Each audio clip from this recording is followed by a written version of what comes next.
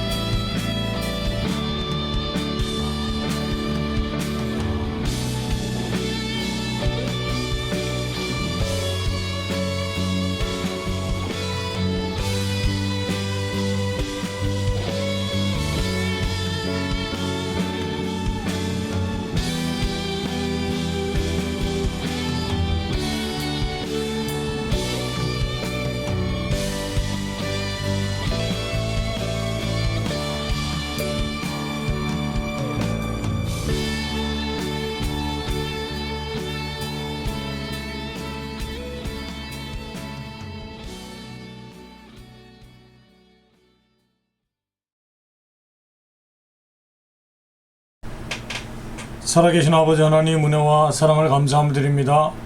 오늘도 아버지 하나님께서 허락해준 귀한 날 예배를 통하여서 하나님과 교제하고 허락해주시는 말씀을 마음판에 새기며 또 우리가 이 땅 살아낼 때에 모든 어둠을 말씀으로 승리케 하여 주시는 은혜 감사함을 드립니다.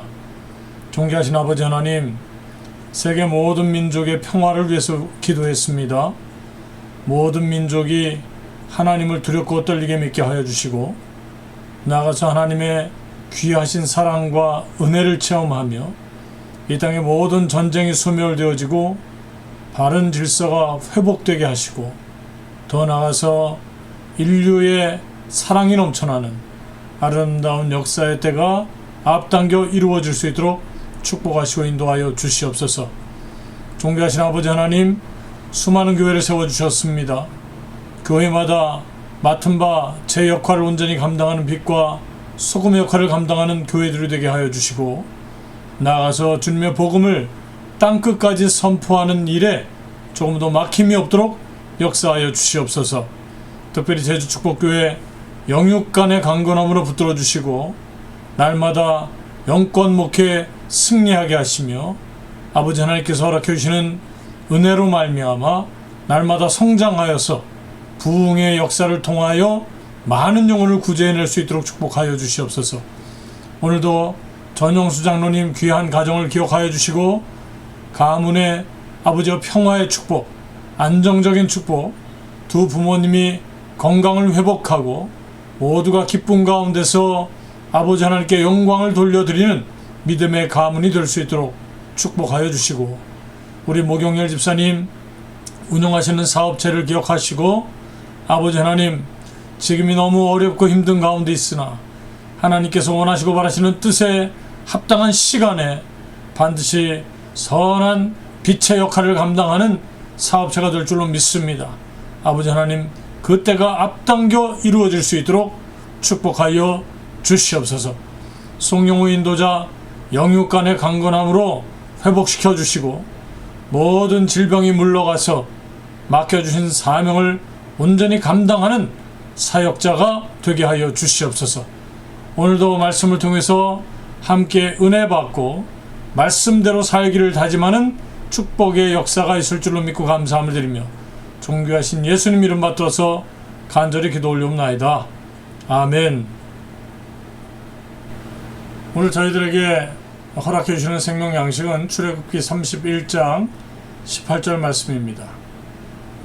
출애굽기 31장 18절 말씀.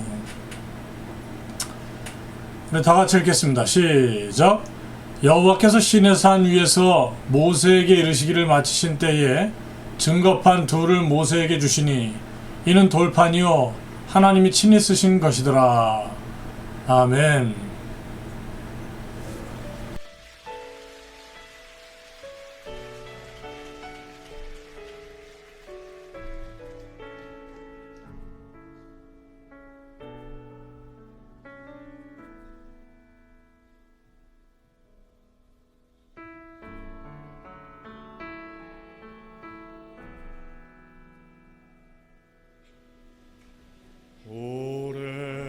오래전부터 날 누르는 내 안에 깊은 절망 아무 희망도 어떤 기대도 내게 없는데 사람들의 외면과 날 거절하는 눈빛 아픈 상처로 짙은 어둠으로 깊이 빠져만 가는데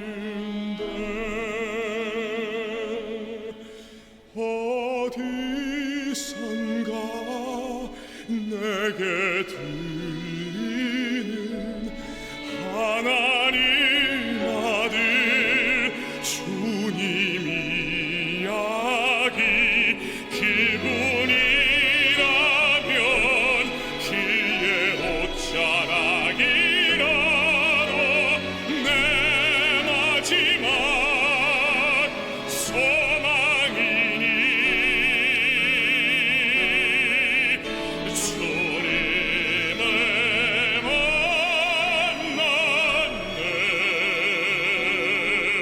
옷자락에서 전해지는 사랑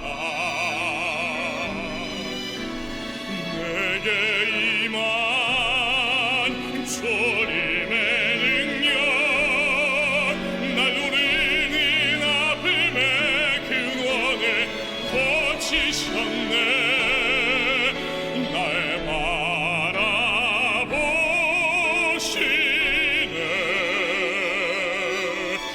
나의 연약한 주님은 아시네 깊은 절망에서 날 자유케 하신 사랑 나 찬양해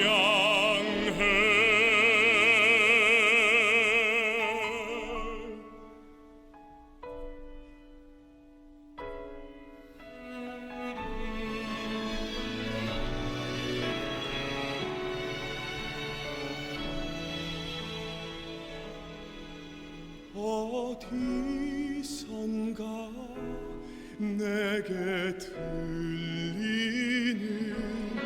하나님 아들 주님 이야기 그분이라면 그의 옷자락이라도 내 마지막 소망이니 주님을 만났네 옷자락에서 전해지는 사랑 내게 임한 주님의 능력 날 누리는 아픔의 근원을 고치셨네 날 바라보시네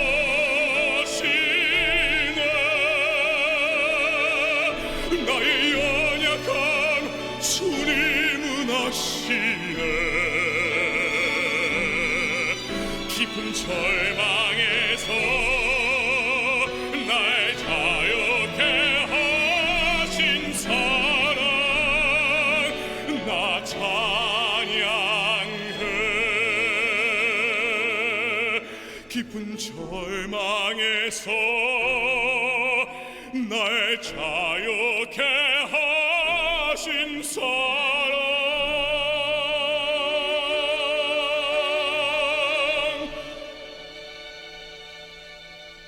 나 찬양해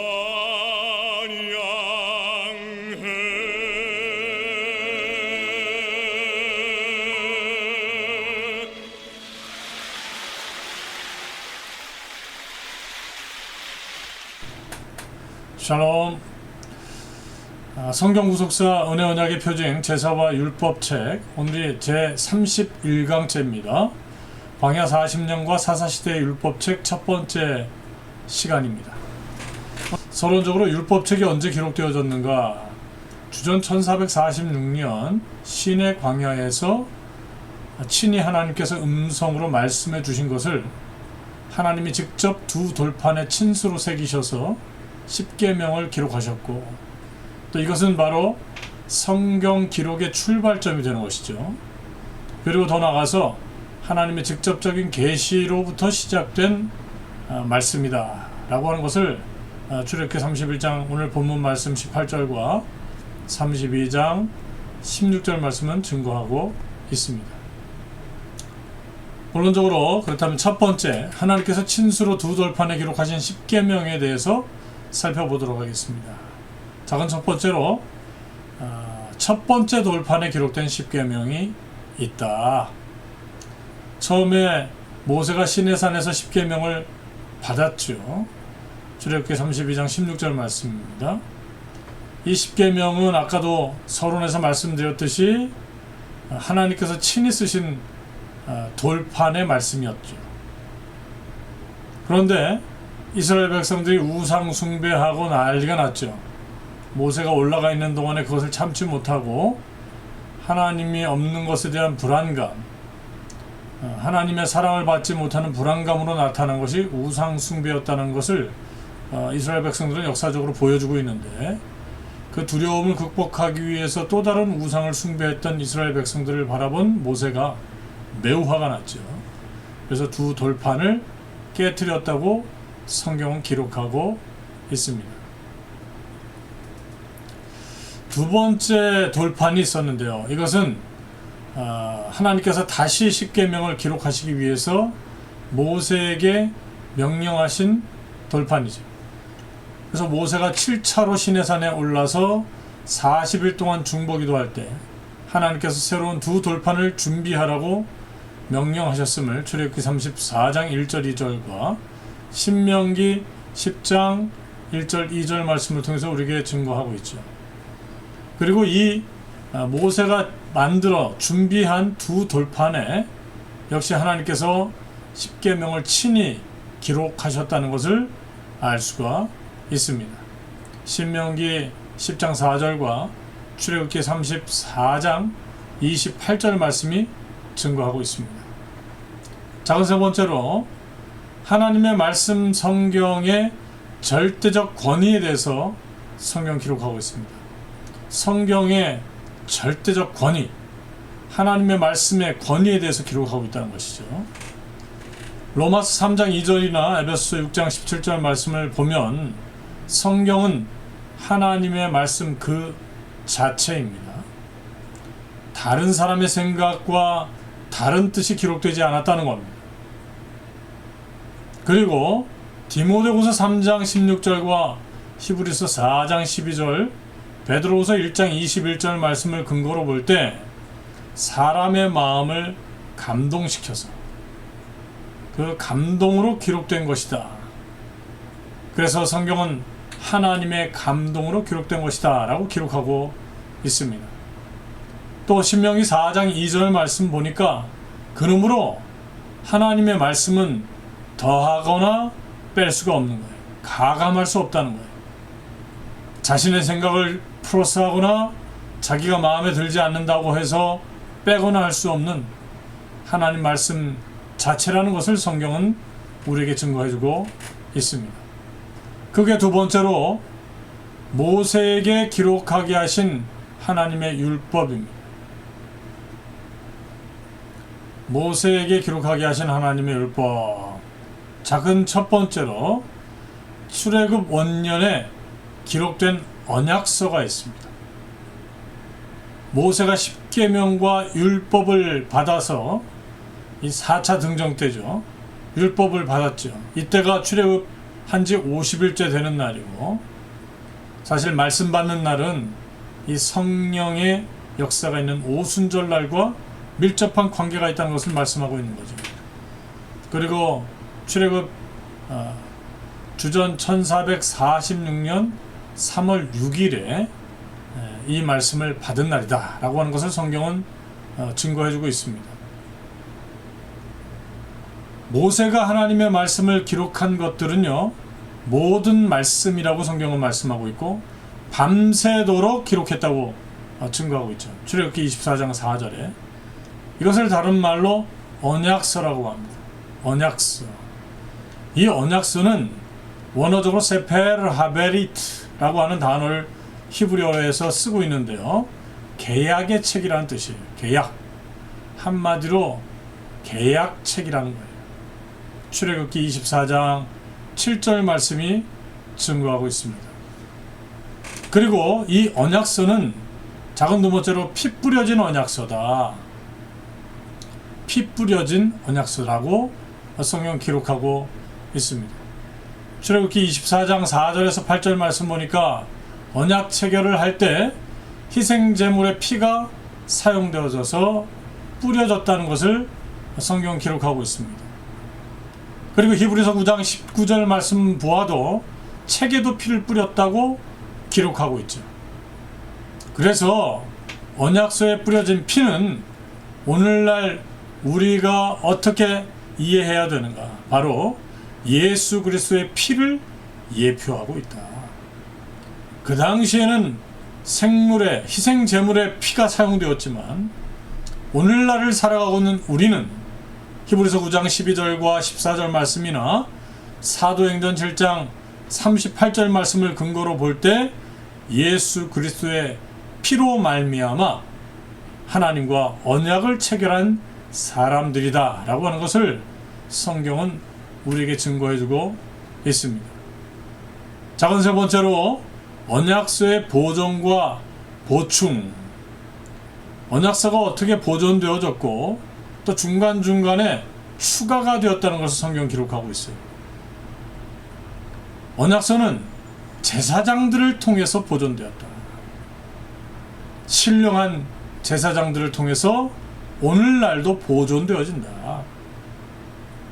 그래서 이 언약서는 이스라엘의 판단 기준이 되는 거예요. 신명기 28장 58절과 61절과 30장 9절 말씀이 증거하고 있죠. 이스라엘 백성들이 살아가는 판단, 어떤 법적인 판단의 기준이 되었다. 그리고 하나님은 그때그때 필요할 때마다 추가로 규례를 보충시켜 주셨다라고 성경은 민수기 27장 3절에서 5절, 36장 5절, 9절, 13절 말씀이 증거하고 있습니다. 민수기 27장에 등장하고 있는 스토리가 뭐냐 하면 슬로브앗의 딸들의 이야기가 기록되고 있습니다.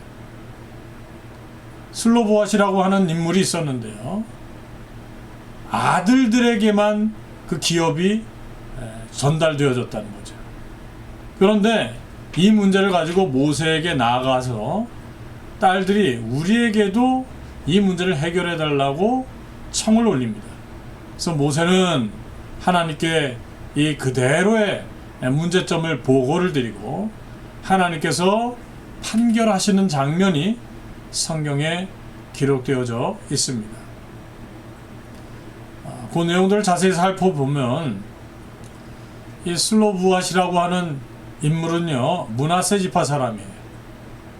이 므낫세 지파, 각 지파별로 이미 기업이 딱 정해져 있거든요.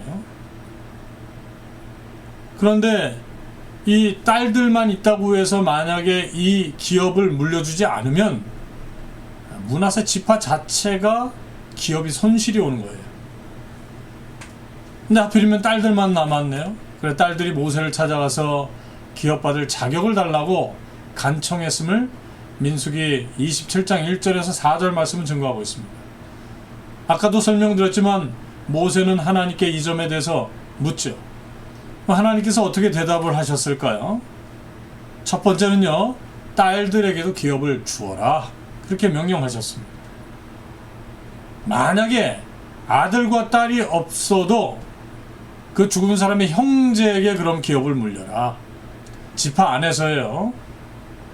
그리고 형제도 없으면 가까운 친족들에게 주어라 라고 민수기 27장 5절에서 11절 말씀을 통해서 기록하고 있습니다. 그런데 또 다른 문제가 생겼어요. 만약에 딸들이 다른 지파와 결혼을 하게 되면 어떻게 되는가요? 남편 지파로 그 기업이 넘어가게 되잖아요. 그래서 므낫세 지파의 기업이 줄어들게 되는 거예요. 그래서 그 부분에 대해서 물었어요. 하나님께서 답하시기를, 야, 자기 조상 지파의 종족에게만 시집을 가라. 그리고 각 지파의 기업이 다른 지파로 넘어가지 않게 해야 된다. 그래서 처음 하나님께서 정해주신 지파 안에서 보존되도록 하신 것이죠. 하나님은 철저하게 명령하신 기준점에서 벗어나지 않도록 여러 가지 다르게 쪼개져 있는 법안들이 있지만 그 법안을 새롭게 하심으로 하나님의 깃틀 같은 말씀을 유지시켜 나가시는 것을 알 수가 있습니다. 결론을 맺겠습니다. 십계명은 하나님이 친히 기록하신 말씀입니다. 하나님께서 명령하신 대로 모세는 또 서책에 적어 내려갔죠. 모든 말씀을 밤새도록 적었다. 그러니까 하나님께서 돌판에 새기신 말씀이 있고 모세가 기록한 말씀이 있다라는 것을 우리는 알 수가 있습니다.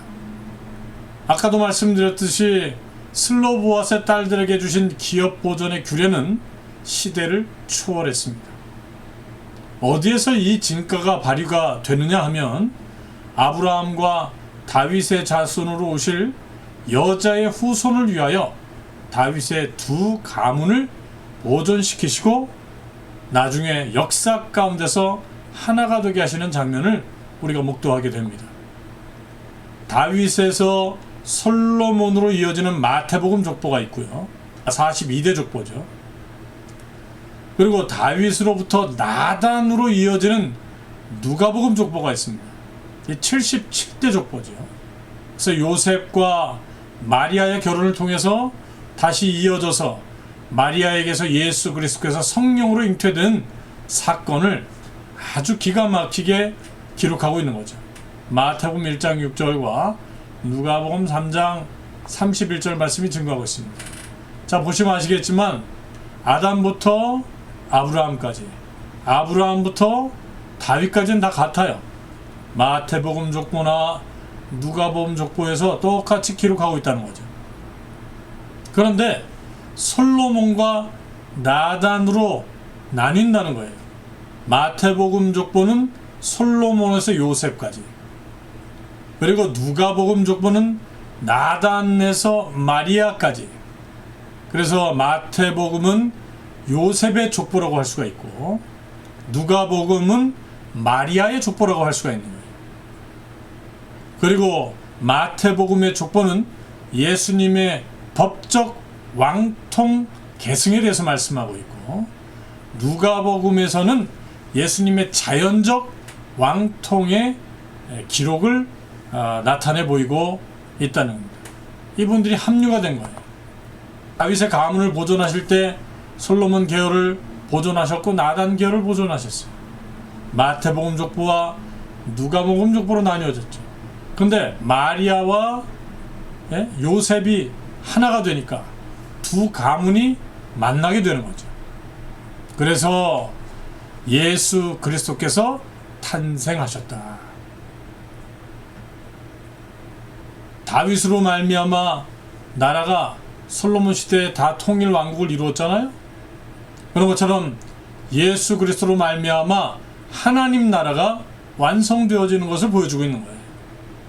그래서 마리아 몸에서 성령으로 주님께서 잉태하셔서 여자의 후손 언약 성취, 창세기 3장 15절 말씀을 완성하는 역사가 성경을 통해서 우리에게 증거되고 있습니다.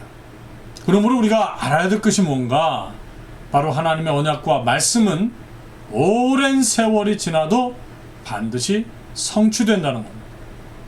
오늘날 저와 여러분이 하나님의 말씀은 반드시 성취된다는 사실을 믿고 오늘도 우리에게 허락해 주신 귀한 말씀을 통해서 우리의 삶 가운데 예수 그리스도를 영접함으로 말미암아 통일된 하나님의 나라에서 영원히 살아가고 거하는 믿음의 역사가 있으시기를 주님의 이름으로 축원드리겠습니다. 오늘도 그런 마음 가지고 우리 각자가 허락해 주신 말씀을 마음판에 새기고 돌아가서 각자의 삶에서 승리하시기를 주님의 이름으로 다시 한번 축원드리겠습니다. 기도하시겠습니다.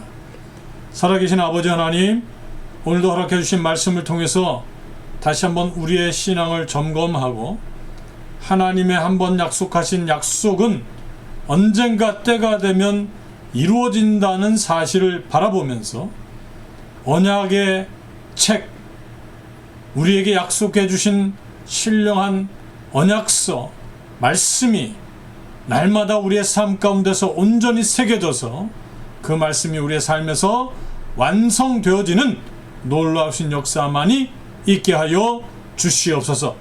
그대로 될 줄로 믿고 감사함을 드리며 존귀하신 예수님 이름 받들어서 간절히 기도 올려옵나이다. 아멘.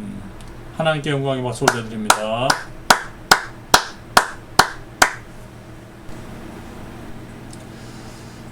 교회 소식을 말씀드리겠습니다.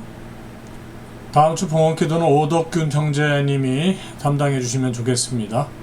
10월 27일이 종교개혁 주일이고요. 11월 17일이 추수감사주일, 12월 달은 8일이 성서주일, 25일이 성탄절, 31일이 성구영신 예배입니다. 기억하시고 예배를 준비하는 우리의 삶이 되었으면 좋겠습니다. 우리 찬송가 3장 부르신 후에 제가 축도함으로 모든 예배를 마치겠습니다.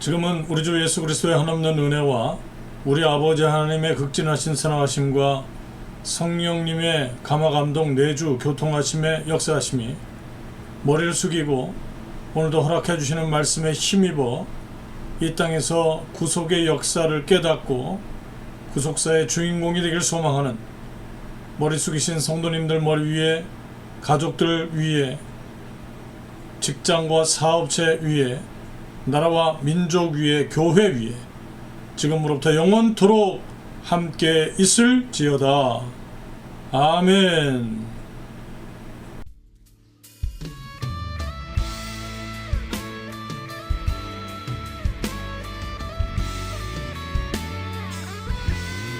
오늘도 우리를 예배 공동체로 부르시는 주님 앞에 반응하며 최고의 영광과 찬양을 올려드립시다. 교회여 일어나라, 주께서 부르시니 두려움과 실패 내려놓